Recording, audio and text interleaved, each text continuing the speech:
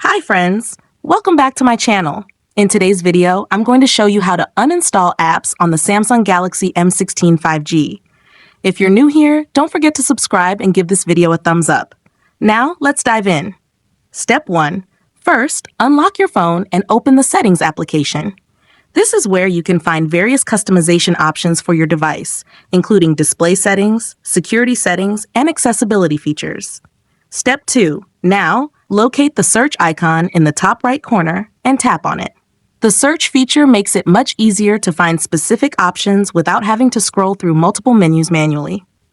Step 3. In the search bar, type apps and wait for the results to appear. This will display the relevant options for adjusting your default app settings. Step 4. After performing the search, find apps and tap on it. Once inside, tap on it again to open the full list of installed applications.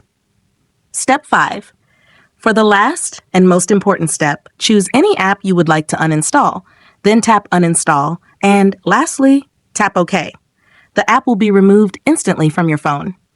If you found this tutorial helpful, don't forget to give it a thumbs up and subscribe to my channel for more great tips.